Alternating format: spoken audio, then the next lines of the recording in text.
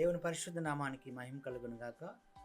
ప్రియ స్నేహితులారా, మీ అందరికీ మన ప్రభువును మన రక్షకుడైన యేసుక్రీస్తు వారి శ్రేష్టమైన నామములో శుభాభివందనాలు తెలియజేస్తున్నాను. సత్యదర్శిని అనే ఈ కార్యక్రమానికి మిమ్మల్ని సాదరంగా ఆహ్వానిస్తున్నాను.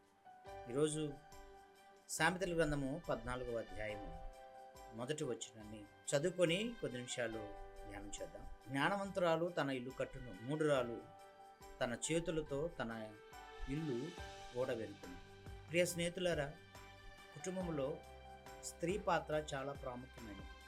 ఒక కుటుంబము దీవించబడాలన్నా, ఒక కుటుంబము పతనమైపోవాలన్నా స్త్రీ చాలా ప్రాముఖ్య పాత్రను పోషిస్తుంది. అలాగని పురుషుడి పాత్ర లేదని నేను అనను, కానీ స్త్రీ పాత్ర చాలా ప్రాముఖ్యమైనది అని నా ఉద్దేశం.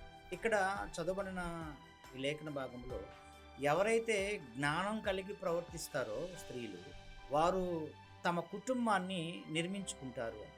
ఎవరైతే జ్ఞానహీనముగా ప్రవర్తిస్తారో, జ్ఞానం లేకుండా ప్రవర్తిస్తారో, వారు బాగా ఉన్న కుటుంబాన్ని విచ్ఛిన్నం చేసేసుకుంటారు, పాడు చేసేసుకుంటారు అని అనగా, ఇక్కడ రాయబడిన ఈ లేఖన భాగంలో ఇల్లు అంటే నిర్జీవమైన రాళ్లతో కట్టబడింది కాదు, సజీవమైన ఆత్మలతో నిర్మించబడుతున్నది అని అర్థం.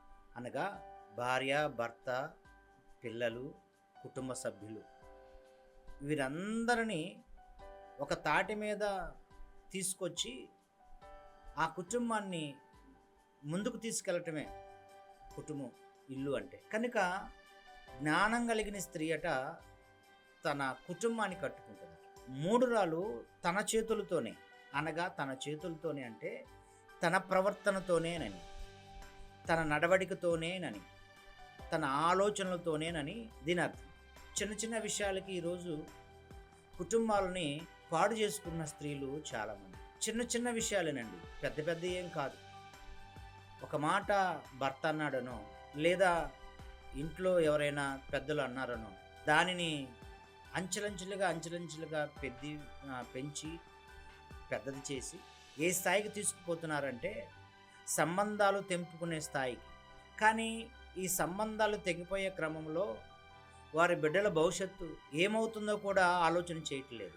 ఎంతో అల్లారుముద్దుగా పెంచుకొని వారి కొరకు శ్రమపడి కష్టపడుతూ బిడ్డలను ఉన్నతమైన స్థితికి తీసుకుపోవటానికి ప్రయత్నం చేస్తూ వెళ్తున్న ఈ క్రమంలో చిన్న సమస్య, ఒక్కసారి ఆలోచించకుండా ఎందుకు ఇటువంటి బలమైన నిర్ణయాలు తీసుకుంటున్నారో వారినే బైబిల్ గ్రంథం ఏముంటుందంటే జ్ఞానహీనులు, మూఢురాలు.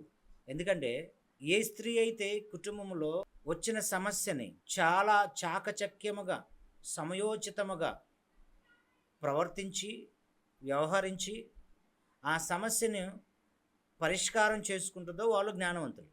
చిన్న సమస్యని పెద్దదిగా చేసి తెగే వరకు లాగి విడిపోయి చివరికి బిడ్డల్ని పంచుకునే స్థాయికి అవసరమా? అలా బిడ్డల్ని పంచుకొని విడివిడిగా జీవించడం ద్వారా ఎవరు బాగుపడినట్లు?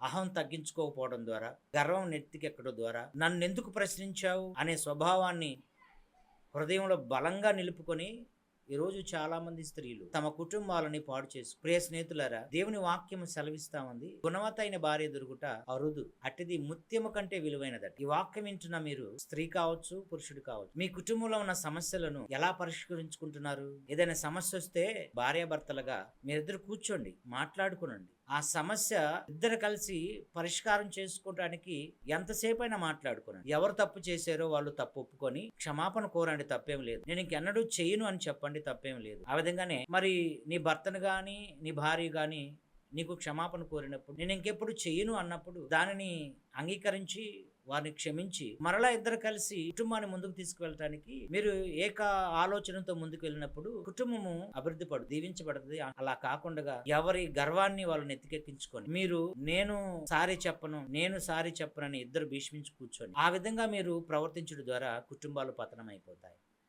ఒకసారి ఆలోచన, మీరిద్దరు విడిపోతే మీ ఇద్దరి అహం కొంచెము నేనే గెలిచాను అని తాత్కాలిక సంతోషాన్ని మీరు పొందొచ్చు. కానీ మీ ఇద్దరి ఎడబాటు మీకున్న పిల్లల భవిష్యత్తు మీద ఆ ప్రభావం చూపుతుందని మర్చిపోవద్దు. మీరు విడిపోయి ఎవరికి వారిగా ఇష్టానుసారంగా జీవిస్తే మరి బిడ్డలు వారి ఇష్టానుసారంగా జీవించకుండా వారు లోబడి జీవిస్తారా? మనకు లోక సామెత ఒకటి, తల్లి చేలో మేస్తే పిల్ల గట్టు మీద మేస్తుందా అని. నీ ప్రవర్తనే కదా నీ పిల్లలకు వచ్చేది. నీ ఆలోచన ఎలా ఉందో అటువంటి ఆలోచనేగా నీ పిల్లలకి వచ్చేది. కనుక నీవు అహానికి పోయి నీ కుటుంబాన్ని పెరికి వేసుకుంటే నీ పిల్లల భవిష్యత్తు కూడా అలానే. కనుక ఎవరు తప్పు చేశారో వాళ్ళు ఒప్పుకోవటం మంచిది. ఒప్పుకొని ఆ యొక్క సమస్యను పరిష్కరించుకోవటం ఎంతైనా మంచిది. మరి స్త్రీలారా, మీరు జ్ఞానం కలిగి కుటుంబాన్ని కట్టుకుంటారా? మూఢురాల్లాగా నీ కుటుంబాన్ని విచ్ఛిన్నం చేసుకుంటావా? అది నీ చేతుల మీదే ఉన్నది. నీ ఆలోచనతోనే అది ముడిపడి ఉన్నది. నీవు జ్ఞానం కలిగి కుటుంబాన్ని నిర్మించుకుంటే రానున్న రోజుల్లో మీ కుటుంబాలు శాఖోపశాఖలుగా విస్తరించి దేవుని దీవెన పొందుకొని